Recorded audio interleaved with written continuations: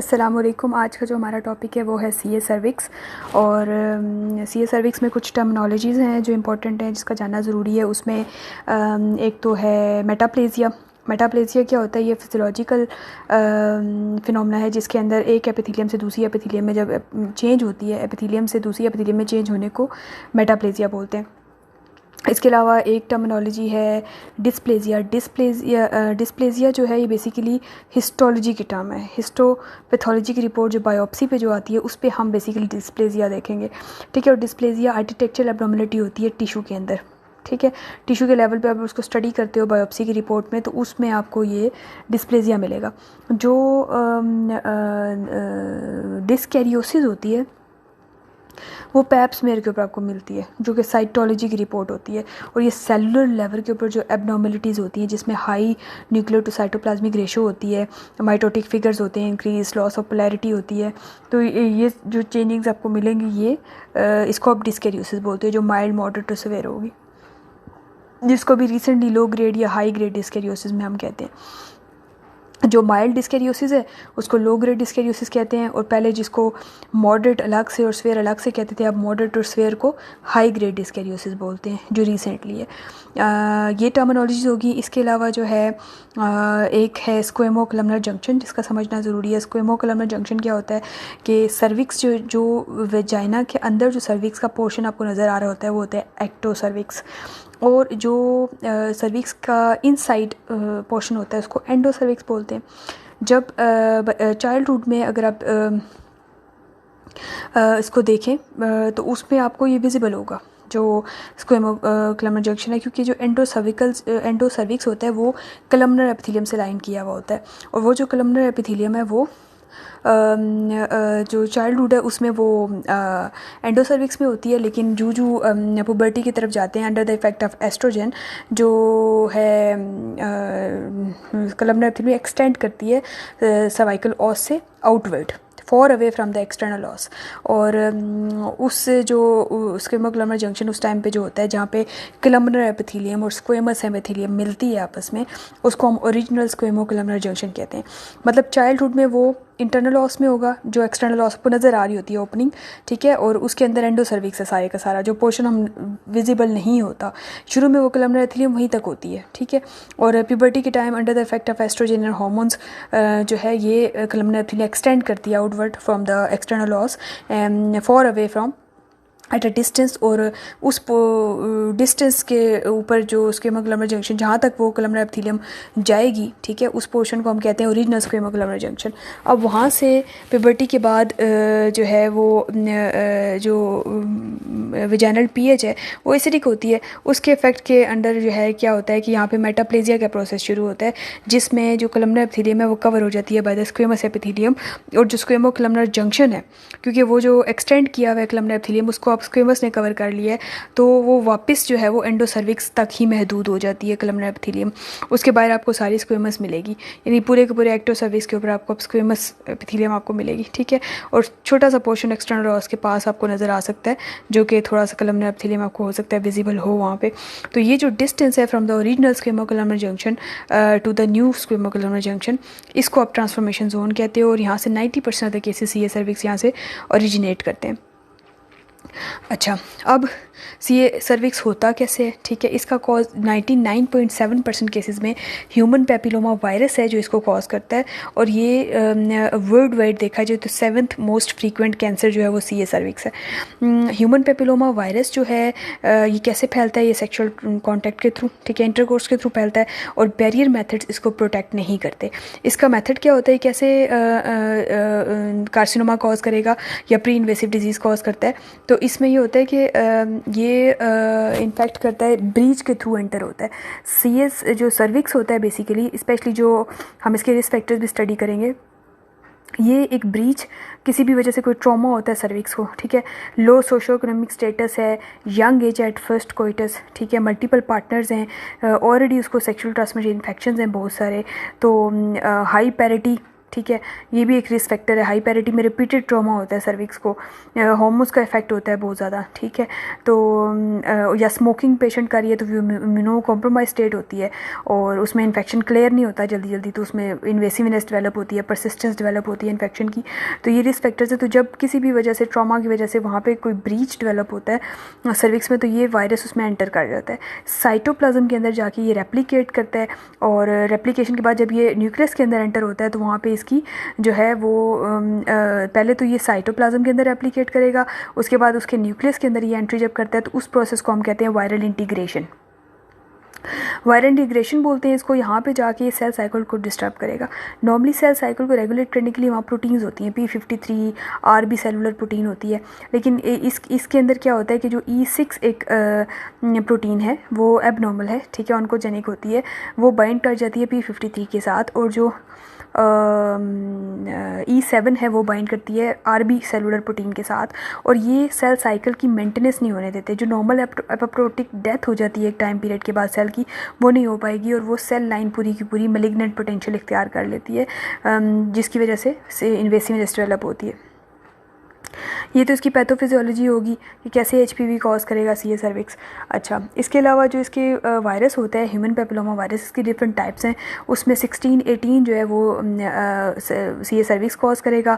16-18 के अलावा जो है 31, 33, 45 ये जो टाइप्स हैं ये भी कॉज करती हैं सीए सर्विक्स। और इसके अलावा जो है 6 और 11 वो जेनिटल वार्ड्स कॉज करता है। 45 के अलावा 56 भी HPV की एक टाइप है। 6 और 11 जो टाइप्स हैं ये दोनों जेनिटल वार्ड्स का कॉज करेंगे।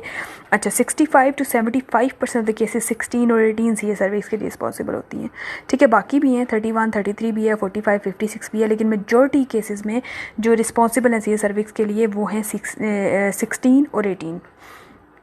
ये वाली इसकी कॉजेज़ हो गई।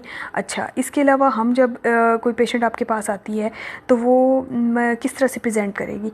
वो प्रेजेंट करेगी सीए सर्विक्स की जो पेशेंट होगी वो या तो उसको स्पॉटिंग होगी, ठीक है, इरेगुलर ब्लीडिंग होगी, पोस्ट कोइटल ब्लीड टिपिकल है इसका, ठीक है, वो इसके साथ प्रेजेंट करेगी, और या पोस्ट मेनोपॉजल ब्लीडिंग के साथ भी ये प्रेजेंट करती हैं, vaginal discharge, foul smelling discharge के साथ ये प्रेजेंट करेंगी। और इसके अलावा जो है बहुत एडवांस स्टेज में तो नहीं, अर्ली स्टेज में इन सिम्टम्स के साथ पेशेंट प्रेजेंट कर जाता है। बहुत एडवांस स्टेज में ये फिर बोन में इन्फिल्ट्रेशन हो जाती है, इसकी मेट्स इसके पेशेंट के अंदर होते हैं, जिसमें इनकॉन्टिनेंस भी डेवलप हो जाती है, ब्लैडर सिम्टम्स आएंगे, रेक्टल सिम्टम्स आते हैं, जब क्रोनिक बैक एक होती है इन पेशेंट्स में, ठीक है। तो ये इस तरह के सिम्टम, लेकिन अर्ली स्टेजेस पे वो इसी तरह से कॉमन कंप्लेंट के साथ आएंगी आपके साथ। और 80% केसेस में HPV का इन्फेक्शन होता है, और 60 to 80% केसेस में इरेडिकेट भी हो जाता है। Life time risk of developing CA cervix जो है वो 0.6% है। 1 to 2 ईयर्स लगते हैं। अगर ये 80 पर जो यंग गर्ल्स होती हैं उसमें जो उनका इम्यून रिस्पॉन्स है वो वीक होता है। दूसरा ये कि उनका जो सर्विक्स है वो इमेच्योर होता है, तो उसमें जो है जल्दी इन्फेक्शन हो जाता है, और 80% केस में वो ख़त्म भी हो जाएगा, लेकिन उनमें 1 से 2 साल समटाइम्स वो परसिस्ट कर जाता है। 1 से 2 साल में वो सर्वाइकल इंट्राएपिथेलियोप्लेजिया प्रोग्रेस करता है, उसके बाद फिर वहाँ से इन्वेसिवनेस उसमें डेवलप होती है 5% पर ईयर के हिसाब से। और ओवरऑल देखा जाए तो प्री इन्वेसिव से या HPV इन्फेक्शन जो होता है, इन्फेक्शन से जो सीए सर्विक्स डेवलप होने में 15 साल लग जाते हैं। जो हम इसके लिए स्क्रीनिंग मेथड है कि आप पहले से डिटेक्ट कर लो कि कौन सी पेशेंट जिनमें प्री इन्वेसिव डिजीज़ डेवलप हो तो उसको आप पिक कर लेते हो। बेसिकली कोई एबनॉर्मलिटीज़ आ रही हैं साइटोलॉजी में, यानी इनमें आगे जाके जो है वो इन्वेसिवनेस डेवलप हो सकती है, तो आप उनको पहले ही पिक कर लेते हो। ये रिस्क रिड्यूसिंग जो टेस्ट है वो स्क्रीनिंग टेस्ट जो है इसमें वो पैप स्मेयर है, और हेल्दी पॉपुलेशन में आप डिटेक्ट कर लेते हो कि इसको आगे जाके कोई प्रॉब्लम हो सकती है हेल्थ से रिलेटेड। तो उसमें जो स्क्रीनिंग टेस्ट पैप स्मेयर है वो बेसिकली क्या है कि पैप स्मेयर जो जनरल प्रैक्टिस में हॉस्पिटल्स में हो रहा है पाकिस्तान में, उसमें आइरिस पेटुला भी नहीं, एक सिंपल जो है वो जैसे टंग डिप्रेसर उससे ले रहे होते हैं, या आइरिस पेटुला से अगर आप लेते हो तो उसमें जो इसका एक लॉन्ग एंड होता है, एक शॉर्ट एंड होता है।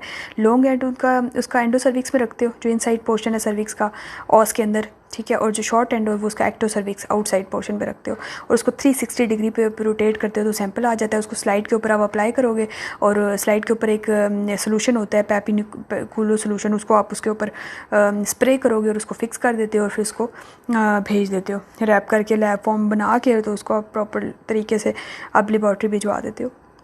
अच्छा, तो इसके जो स्टैंडर्ड मेथड है, अगर स्क्रीनिंग देखें पैप स्मेयर का स्टैंडर्ड मेथड वो लिक्विड बेस्ड साइटोलॉजी है, जिसकी दो टाइप्स हैं।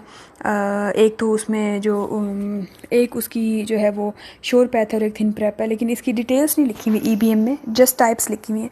लिक्विड बेस्ड साइटोलॉजी जो है ना वो 90% केसेस में उसकी सेंसिटिविटी मतलब 90% होती है, और जो पैप स्मेयर है उसकी सेंसिटिविटी 20%, मतलब उसके ऊपर जो सेल्स आप लेते हो स्लाइड के ऊपर 20% तक सेल्स होते हैं ट्रांसफॉर्मेशन जोन के।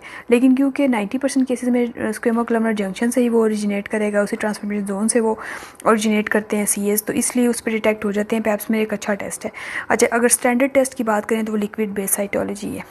उस पर आप एक साइटो ब्रश होता है जिससे आप रोटेट करते हो एंडोसर्विक्स में, उसको इंसर्ट करते हो, सेल्स एक्सफोलिएट होते हैं वो सारे, आप लिक्विड के अंदर उसको इमर्स करोगे ब्रश को, ठीक है, और वो सारे के सारे सेल्स उसमें सेपरेट हो जाते हैं, आप विजुलाइज कर सकते हो अंडर माइक्रोस्कोप। और इस पे क्या फाइंडिंग्स आएंगी पैप स्मेयर के ऊपर, ठीक है।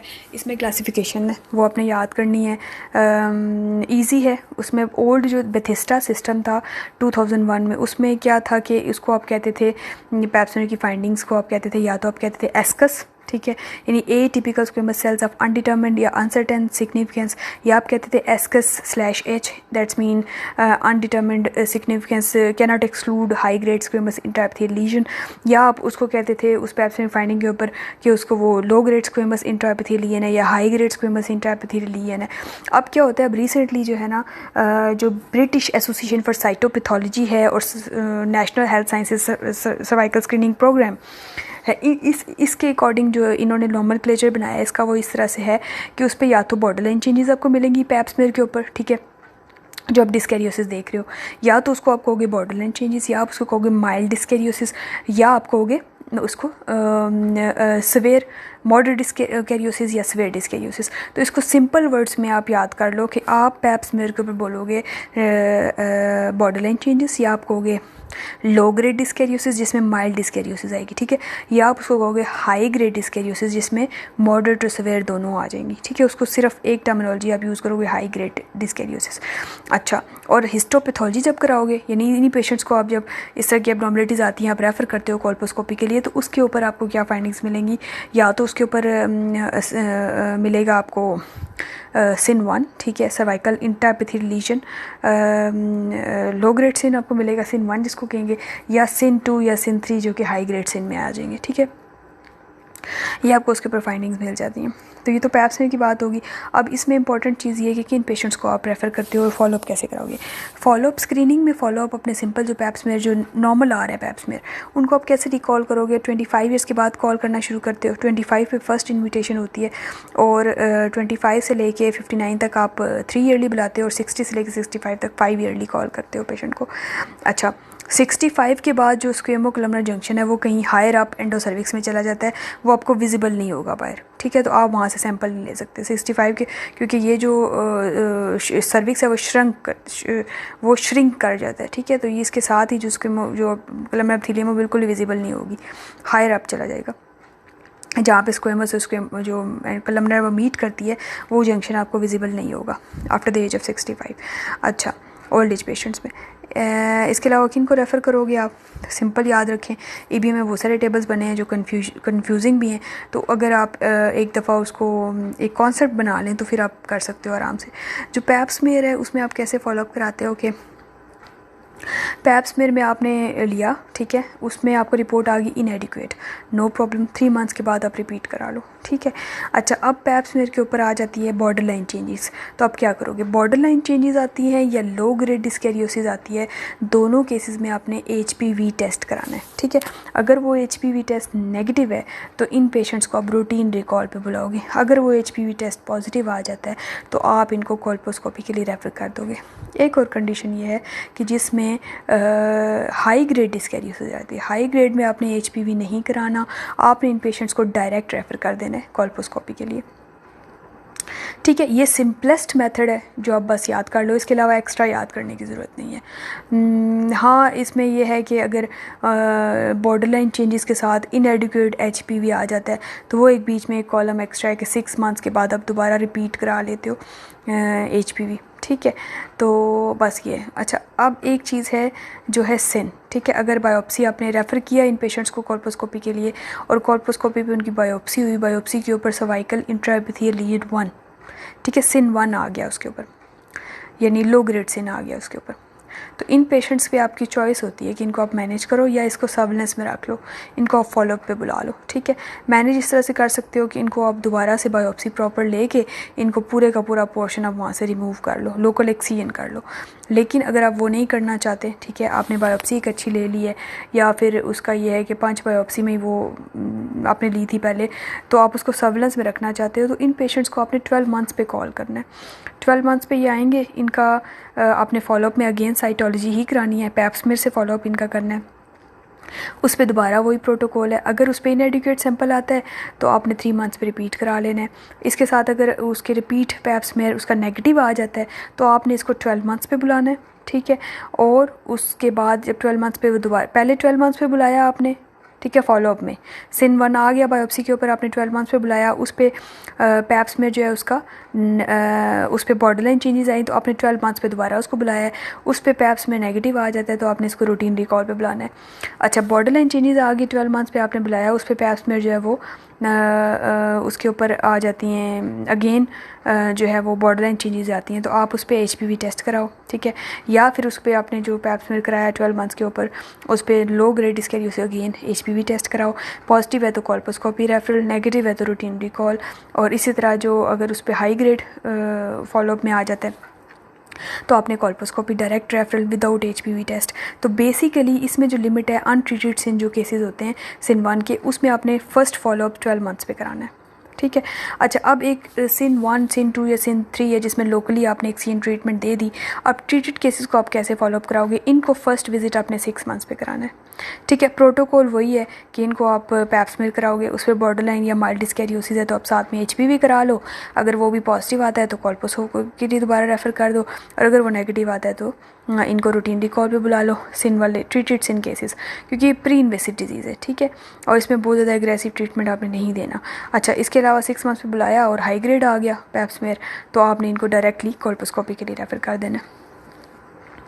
अच्छा, ये तो ट्रीटेड केसेस हो गए। इसके अलावा हमें जो CS सर्विक्स है उसका हमें स्टेजिंग आनी चाहिए, ठीक है। उसमें क्या होती है, स्टेज 1 जो होती है ना वो लिमिटेड टू सर्विक्स है, ठीक है। उसमें स्टेज 1A1 है, 1A2 है, ठीक है। ये जो स्टेज 1 है ना बेसिकली जिसमें 1A1 और 1A2 है, ये दोनों जो है ना ये माइक्रो इन्वेसिव है, ये सिर्फ माइक्रोस्कोप पे आपको नज़र आ सकता है। अच्छा, इसमें पहले जो पुरानी क्लासिफिकेशन थी उसमें तो ये था 3 का फिगर यूज़ होता था, 5 का और 7 का, यानी विड्थ भी यूज़ होती थी साथ में। अभी सिर्फ डेप्थ है, जो न्यू क्लासिफिकेशन है उसमें स्टेजिंग में सिर्फ डेप्थ का जिक्र है, यानी 1A1 के अंदर उसकी डेप्थ 3 से जो है वो कम होगी, 1A2 में 3 से ज़्यादा होगी लेकिन 5 से कम होगी, 5 mm से कम होगी। 7 का फिगर निकाल दिया है कि वाइडर देन 7, वो इसमें नहीं है। इसके अलावा जो 1B वाली लीजन्स होती हैं वो मैक्रो इन्वेसिव होती हैं, वो आपको विजिबल होंगी, ठीक है। क्लिनिकली अगर आप एग्जामिनेशन कर रहे हो पेशेंट का, आपको नज़र आ रही है लीजन, तो वो 1B वाले में आएंगी। इसमें स्टेज आप वो तो पहले वाला तो निकाल ही दो ना कि 1A वाली में आप डायरेक्ट 1B पे छलांग लगाओ कि आपको नज़र आ रही है एक लीजन, तो ये अगर क्लिनिकली हम इसको स्टेज करेंगे तो ये 1B ऑनवर्ड होगी, ठीक है, उससे पीछे नहीं जा सकती है। 1B में 1B1 है, 1B2 है, 1B3 है। पहले सिर्फ 1B1 और 1B2 होते थे, अब 1B1, 1B2, 1B3 हैं। इसमें ये होता है कि 1B1 क्या है, 1B1 जो सी होती है ना उसमें मैक्रो इन्वेसिव है लेकिन वो 2 सेंटीमीटर से कम होंगी, लिए नज़र आ रही होंगी लेकिन 2 सेंटीमीटर से कम होंगी।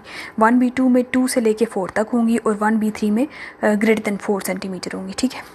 अच्छा, जो स्टेज 2 है उसमें क्या है कि उसमें सर्विक्स से एक्सटेंड करके वो पैरामीट्रिया और अपर थर्ड विजाइना को इन्वॉल्व कर लेंगी, लेकिन पेल्विक साइड वॉल को और लोअर थर्ड विजाइना को इसमें इन्वॉल्व नहीं करती, जो स्टेज 2 है, ठीक है। स्टेज 2A है, ठीक है, और स्टेज 2B है।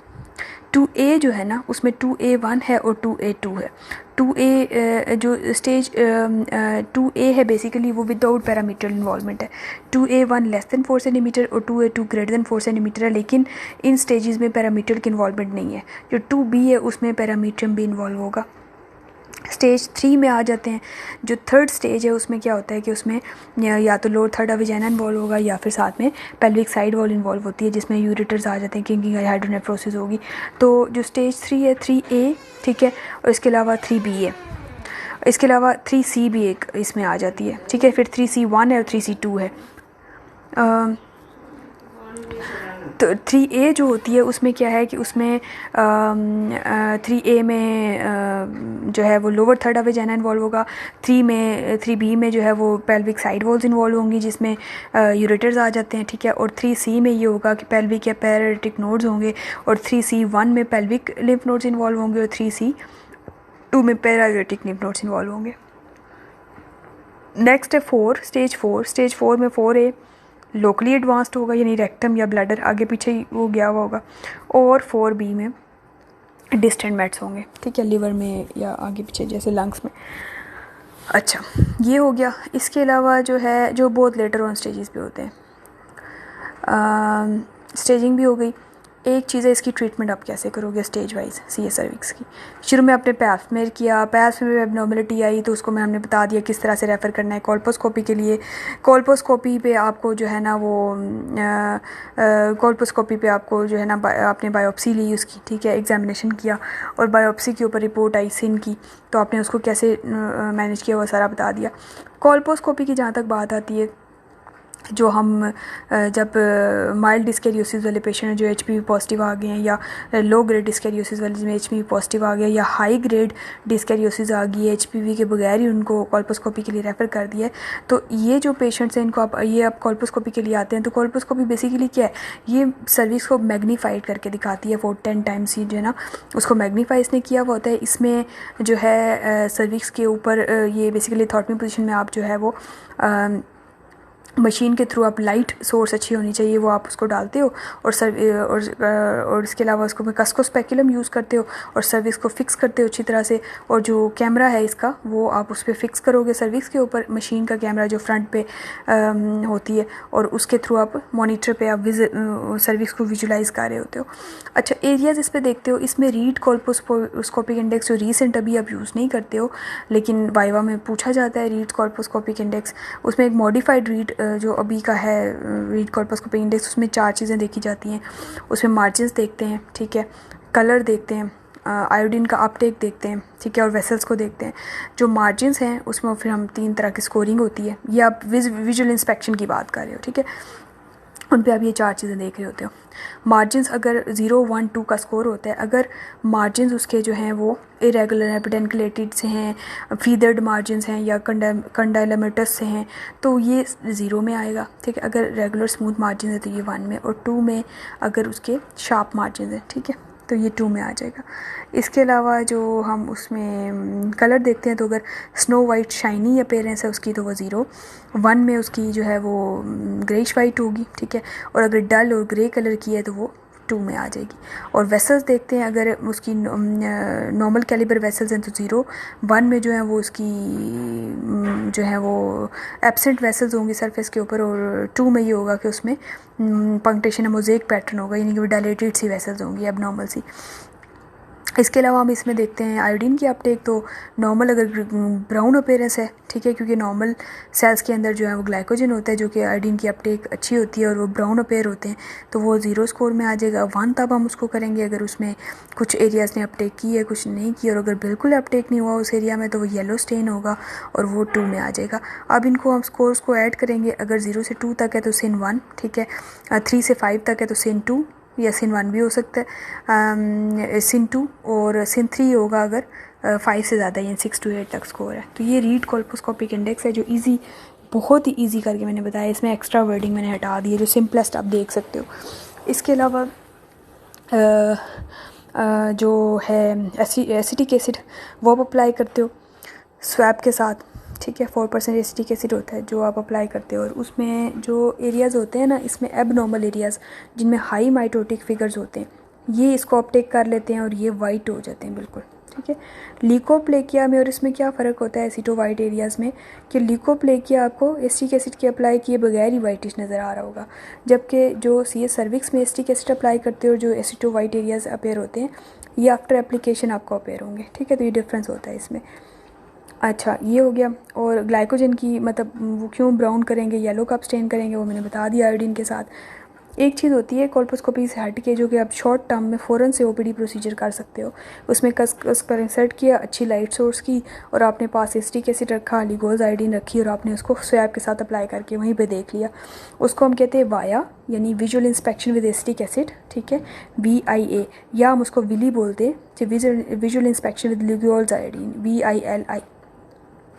ल्यूकोल्स आयोडीन क्या होती है, ये जो है बेसिकली इसके अंदर जो है ना 1 ग्राम आप आयोडीन लेते हो और 2 ग्राम पोटाशियम आयोडाइड होता है, और 300 ml के अंदर इसका जो है ना उसके अंदर जो है 300 ml के अंदर आप इसका सोल्यूशन बना लेते हो और इसको आप अप्लाई करके देख लेते हो। ये कोल्पोस्कोपी से रिलेटेड हो गया।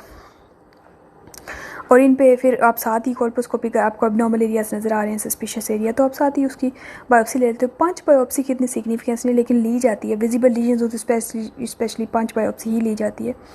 अच्छा, लेकिन इसमें एरिया ज़्यादा कवर नहीं होता, ठीक है। और अगर आपको सस्पिशियस लीजन नहीं है विजिबल, लेकिन आपने जस्ट एक सस्पिशियस एरिया नज़र आ रहा है आपको, ठीक है, जो कि माइक्रो इन्वेसिव आपको लग रहा है, तो आप उस केस में large loop excision nerve transmission zone के थ्रू बायोप्सी ले सकते हो, जो आप आजकल बहुत प्रैक्टिस में उससे सैंपल अच्छा आता है और आप उसको अच्छी तरह से देख सकते हो उसके मार्जिन क्लियर हैं या नहीं, वो आप कर सकते हो। अब आगे पेशेंट की स्टेजिंग के अकॉर्डिंग ट्रीटमेंट कैसे करते हो। अगर आपने बायोप्सी ले ली, उस पर स्टेज, उस पर वो कंफर्म हो गया कि ऐसी सर्विक्स है, तो आप उसका EUAN बायोप्सी करोगे और क्लिनिकली उस पेशेंट की आप स्टेजिंग करते हो, ठीक है। डायग्नोसिस तो हो गई, आप उसकी क्लिनिकली भी स्टेजिंग करते हो, साथ ही उसका MRI भी कराते हो कि कोई मेट्स वगैरह तो नहीं है, लोकली कितने एडवांस है ट्यूमर, ठीक है। क्लिनिकली आप देख लोगे, आप उसका PS करोगे, साथ ही आप उसके जो है ना जब PV करते हो यूट्रस की मोबिलिटी कैसी है, उसके साथ में जो है ना वजाइनल वॉल्स इन्वॉल्व हैं या नहीं, पैरामीटर इन्वॉल्व है या नहीं, ठीक है। विजिबल नहीं है तो 1B में आ जाएगी, वो विजिबल नहीं है तो साथ में उसके पैरामीटर वगैरह के साथ देख लोगे। पारेक्टल DRE करते हो साथ ही EUA के अंदर, सिस्टोस्कोपी करोगे, प्रोक्टोस्कोपी करते हो, ठीक है। इन पेशेंट्स का IVU भी आप करा लोगे। बेस लाइन्स तो मस्ट कराते हो, जिसमें CBC, blood group with RH factor, वो यूरिन कंप्लीट एग्जामिनेशन और ब्लड शुगर, ठीक है। और इसके अलावा हेपेटाइटिस BC कराते हो, लेकिन साथ ही आप स्पेसिफिक टेस्ट में इनका ECG प्री ऑफ वर्कअप के लिए करा लेते हो। डिस्टेंट मेड्स के लिए LFTs RFTs वगैरह करा लेते हो, चेस्ट एक्सरे करा लेते हो, ठीक है। और ये सब आप टेस्ट करा लेते हो और MRI कराते हो देखने के लिए। अच्छा, ये आपने टेस्ट करा लेने इन पेशेंट्स के और क्लिनिकली इनको असेस कर लेना। अगर इसकी स्टेज जो है 1A1 में आती है, यानी माइक्रो इन्वेसिव है, तो आप उसमें अगर फर्टिलिटी प्रिजर्व करना चाहती है तो कौन बायोप्सी ले सकते हो, ठीक है। और अगर इसके मार्जिन्स क्लियर नहीं आते बायोप्सी के ऊपर, तो आप रीबायोप्सी कर सकते हो या फिर आप उसकी हिस्टेरेक्टमी कर दोगे। अगर फर्टिलिटी का इशू है तो आप रेडिकल ट्रैकेक्टमी कर लेते हो, ठीक है। इसके अलावा अगर फर्टिलिटी का इशू बिल्कुल नहीं है तो आप इसको हिस्टेरेक्टमी डायरेक्ट एडवाइस कर सकते हो। ये ऑप्शंस हैं। जो 1A2 वाली उसमें आप ये कर सकते हो कि अगेन अगर फर्टिलिटी का इशू नहीं है तो रेडिकल ट्रैकेक्टमी, फर्टिलिटी का इशू है रेडिकल ट्रैकेक्टमी अगर नहीं है तो आप रेडिकल हिस्टेरेक्टमी कर दो उसकी। अच्छा, जो उससे नेक्स्ट है 1A2 के अलावा जो 1B1 है और 2A है, इनका आप प्राइमरी कीमो रेडिएशन भी दे सकते हो, आप इनमें सर्जरी भी कर सकते हो, एक्सटर्नल बीम रेडिएशन भी दे सकते हो, दोनों ऑप्शंस हैं। और अगर सर्जरी की बात करो तो इसमें radical hysterectomy bilateral pelvic node dissection करोगे, और अगर आपने रेडिएशन देनी है तो एक्सटर्नल बीम रेडिएशन देते हो विद ब्रेकाई थेरेपी। और एक्सटर्नल बीम रेडिएशंस जो सी होती हैं वो उसमें जो रेडिएशन का सोर्स होता है वो एक्सटर्नल होता है, डिस्टेंस फ्रॉम द पेशेंट। और ब्रेकाई थेरेपी जो इंटरनल रोड्स इंसर्ट करते हो आप यूट्रस के अंदर, और 5 mm तक उसकी रेडिएशन जो है वो आप पेशेंट को दे रहे होते हो, इस तरह से आप देते हो।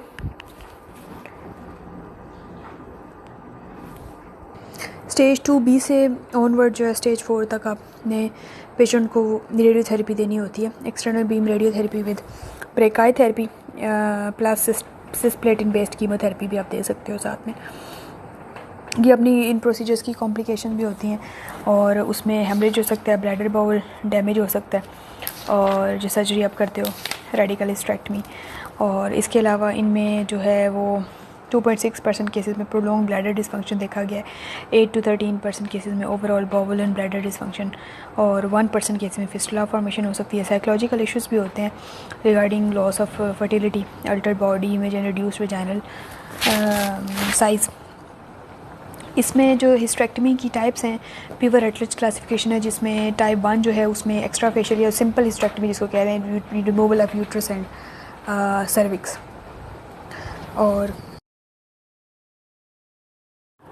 पीवर रेटलेज क्लासिफिकेशन में जो टाइप बी होती है वो मॉडिफाइड रेडिकल हिस्टेरेक्टमी है, जिसको वर्डाइम्स ऑपरेशन कहते हैं, हिस्टेरेक्टमी होती है।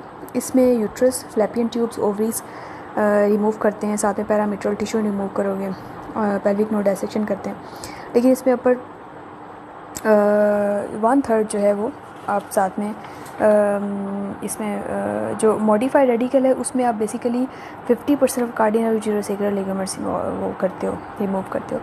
जो टाइप 3 हिस्टेरेक्टमी है, जिसको आप रेडिकल हिस्टेरेक्टमी या फिर वर्डाइम मीक्स ऑपरेशन बोलते हो, इसमें रेडिकल रिजेक्शन होती है पैरामीट्रियम की भी, यूट्रस के साथ, फ्लैपियन ट्यूब, ओवरीज के साथ, पैराविजाइनल टिश्यू को भी आप रिजेक्ट कर रहे होते हो। इसमें कंप्लीट यूटेरोसैक्रल और जो लिगामेंट्स होते हैं, कार्डिनल लिगामेंट जो होता है, इसको आप कम्प्लीटली रिमूव करते हो। जो टाइप 3 है, जिसको वर्डाइम्स मीक ऑपरेशन या जिसको रेडिकल हिस्टेरेक्टमी बोलते हैं।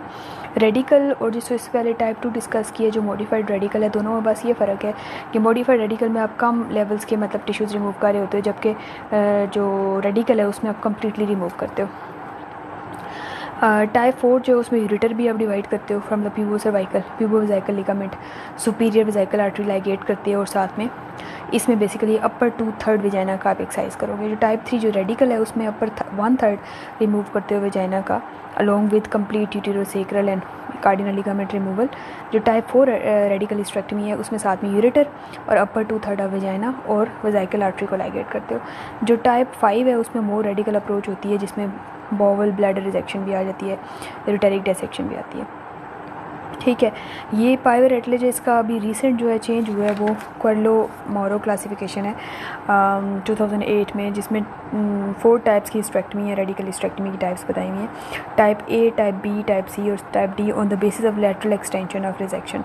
Minimum rejection of paracervix area का करते हुए इन सर्विस के साइड्स पे जो एरिया है उसको पैरासर्विक्स बोलेंगे, और पैरासर्विक्स की मिनिमम रिजेक्शन होगी तो टाइप ए में आ जाएगी। टाइप बी में बेसिकली पैरासर्विक्स तक आप ट्रांजेक्ट करते हो पैरासर्विक्स को, लेकिन at the level of ureter, at the ureter. ठीक है, और टाइप सी में ये होता है कि आप ट्रांजेक्शन करते हो पैरासर्विक्स की विद इंटरनल आइलिक वेस्कुलेटरी सिस्टम, ठीक है, उसके साथ आप करोगे।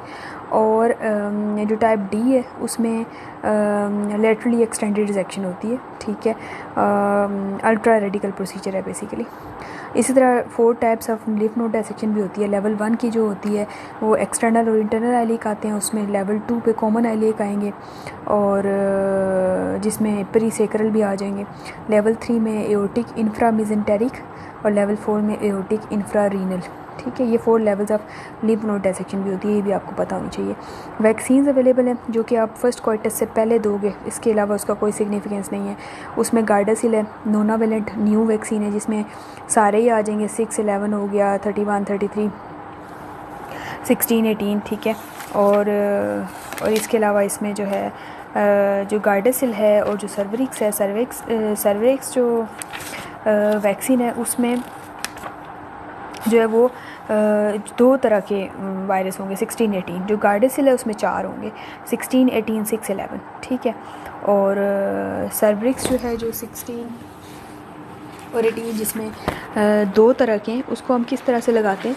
सर्वरिक्स को हम लगाएंगे 0 मंथ पे, 1 मंथ पे, 6 पे और 1 ईयर पे, ठीक है। और जो गार्डासिल है जिसमें 4 तरह के हैं, ठीक है, 16, 18 है और साथ में 6, 11 है, इसको ये 10,000 की मिलती है, जबकि सर्वरिक्स 5,000 की है। गार्डासिल को आप 0 मंथ पे, 2 मंथ पे, 6 मंथ पे और 1 ईयर पे, ठीक है।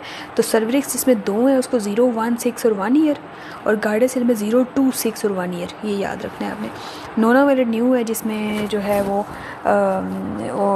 भी अभी प्रैक्टिस में नहीं है, लेकिन वो लॉन्च हो चुकी है, ठीक है, जिसमें 31, 33, 45, 56, 58 ये भी साथ में आ रही हैं, ठीक है। तो इसके अलावा जो CA सर्विक्स है उसमें बस फीगो की रीसेंट आपको पता होनी चाहिए। जो आप कोल्पोस्कोपी पे आप करते हो, लोकली एक्सीजन करते हो, और उस पे दो तरह के होते हैं, एक्सिजनल टेक्निक्स होती हैं और एब्लेटिव टेक्निक्स होती हैं, ठीक है। जो एक्सिजनल हैं उसमें लेट्स बहुत कॉमन है, जो आजकल प्रैक्टिस में है, ठीक है, न्यू है, अच्छा है। और जो स्वेट्स है उसमें straight wire excisional transformation zone है, जिसमें इरेगुलर रीजन्स हो तो आप खुद अपनी मर्ज़ी से उसको ट्रांजैक्ट कर सकते हो। जबकि जो लेट्स होता है procedure, large loop excisional transformation zone, उसमें लूप की फॉर्म में आप सर्विक्स को रिमूव करते हो। लेज़र कोनाइजेशन जो है ये भी एक प्रोसीजर है, लेकिन ये टाइम कंज्यूमिंग है, टेक्निकल डिमांडिंग है, ठीक है। कोल्ड नाइफ कोनाइजेशन एक प्रोसीजर है, इसमें हेमरेज के चांसेस होते हैं क्योंकि इसमें डायथर्मी नहीं होती, ठीक है। बाकी इसको जनरल एनेस्थीसिया में करना पड़ता है। हिस्टेरेक्टमी है, ये आप ऑफ़र करोगे ज़रूर, अगर फर्टिलिटी स्पेयरिंग इशू नहीं है तो बेहतर है आप हिस्टेरेक्टमी कर दो ऐसे पेशेंट्स की इनिशियल प्री इन्वेसिव स्टेज पे ही, स्पेशली अगर साथ में फाइब्रॉइड है, मेनोरेजिया है, प्रोलैप्स है, कोई और इंडिकेशन है या ग्लैंडुलर लीजन्स हैं तो आप उसमें कर सकते हो। एब्लेटिव टेक्निक्स में क्रायोथेरेपी आती है, जिसमें जो है वो आप 2 मिनट्स के लिए इसको फ्रीज़ करते हो प्रोब के थ्रू उस टिश्यू को, ठीक है। इसको आप चीप है और वाइडली अवेलेबल भी है ये, ठीक है। इसके अलावा लेकिन ये माइल्ड लो ग्रेड के लिए होगा, ये हाई ग्रेड के लिए आप ये क्रायोथेरेपी प्रोसीजर एब्लेटिव टेक्निक में नहीं कर सकते। इलेक्ट्रोडायथर्मी होती है, जिसमें 1 सेंटीमीटर डेप्थ तक आप उसको डायथर्मी देते हो, लेकिन ये अनकंट्रोल्ड होती है, ये इसका एक ड्रॉबैक है। और कोल्ड का एगुलेशन होती है, जिसमें हीट अप्लाई करते हो 100 to 120 डिग्री सेल्सियस पे फॉर 30 सेकेंड्स। और इसके अलावा जो लेज़र एब्लेशन एक टेक्निक होती है, ठीक है, लेकिन ये मेंटेनेंस इसकी हाई है, कॉस्टली है ये इक्विपमेंट सारा। तो इसमें जो एक चीज़ थी कि अगर आपको ये 2 तरह की टेक्निक्स हैं जो आप यूज़ कर सकते हो लोकल एक्सीजन के लिए, ठीक है। लोकल एक्सीजन किन में करोगे, हमने अभी डिस्कस किया स्टेज वाइज के जो 1A1 के होंगे ना, उनको आप लोकली एक्साइज कर देते हो, कौन बायोप्सी ले लेते हो उनकी, ठीक है। और जो प्री इन्वेसिव कंसेंट वाली कंडीशन है उसमें आप जो है उनको इन तरीक़ों से आप रिमूव कर सकते हो, एक्सीजनल टेक्निक्स होती हैं और एब्लेटिव होती हैं। अच्छा, जो कॉल्पोस्कोपी कराते हैं उसमें एक निरिस टेक्निक है और एक है जेड स्कैन, ठीक है। ये रीसेंट मॉडिफिकेशंस हैं जिसके थ्रू कॉल्पोस्कोपी का इक्विपमेंट मज़ीद एडवांस हो गया है, उसमें 3D इमेजिंग जो भी है वो उसमें आप देख सकते हो। तो ये बेसिकली क्या है कि ये प्रैक्टिस में है, लेकिन ये यहाँ पाकिस्तान में अवेलेबल नहीं है जेड स्कैन जो। और निरिस जो है, जिसको हम कहेंगे, जो निरिस होता है बेसिकली वो नियर इंफ्रारेड इमेजिंग स्पेक्ट्रोस्कोपी होती है। ये रिकमेंडेड नहीं है नाइस की तरफ से, लेकिन नाइस ने जेड स्कैन को रिकमेंड किया है। Dynamic spectral imaging system DYSIS scan जो है इसको वो रिकमेंड करता है। और इसके अलावा जो है और रिसेंट में ग्लैंडुलर लीजन्स का ये है कि अगर आपको पैब्स में ग्लैंडुलर मिलती हैं तो उसका बेथिस्टा जो ओल्ड सिस्टम है उसमें तो उसको 4 तरह की क्लासिफिकेशन मिली थी, जिसमें atypical glandular cells, atypical glandular cells that favour neoplastic या एडिनोकार्सिनोमा इन साइटू था, या फिर ग्लैंडुलर नियोप्लेजिया था। रिसेंटली उसको 2 में करते हैं, या तो ग्लैंडुलर चेंजेस हैं, सॉरी बॉर्डरलाइन चेंजेस हैं, या फिर ग्लैंडुलर नियोप्लेजिया, 2 में उसको क्लासीफाई करते हैं। तो इस तरह की चेंजेस अगर आपको पैप्स में पे आ जाए तो फिर तो आपने रेफ़र डायरेक्टली करना है। इस केस में भी आपने उसको कॉल्पोस्कोपी के लिए रेफ़र करना है, और साथ में इसकी एंडोमेट्रियल बायोप्सी भी लेनी है, क्योंकि ये side by side C endometrium भी चल सकता है इन पेशेंट्स में। और इसमें मोस्ट ऑफ द केसेस जो है ना, बल्कि जो है ना, इसमें HPV 18 का रोल होता है, वो इसमें कॉजेटिव एजेंट होता है ग्लैंडुलर लीजन्स में, और ये ज़्यादा इन्वेसिव होती हैं, एग्रेसिव लीजन्स होती हैं, और ये 35 से कम यंग जो वुमेन्स होती हैं उसमें देखा गया ये इसको जो है ना। और बाकी इसके अलावा देखा जाए ओवरऑल 80 to 85% केसेस में स्क्वेमस सेल कार्सिनोमा होता है सी सर्विक्स का, 10 to 15% केसेस में एडिनो कार्सिनोमा होता है, और 5% केसेस में एडिनो स्क्वेमस होते हैं, और रेस्ट 5% केसेस में स्मॉल सेल प्राइमरी सार्कोमास या प्राइमरी या सेकेंडरी लिम्फोमास होते हैं सर्विक्स के, ठीक है, जो कि बहुत रेयर हैं।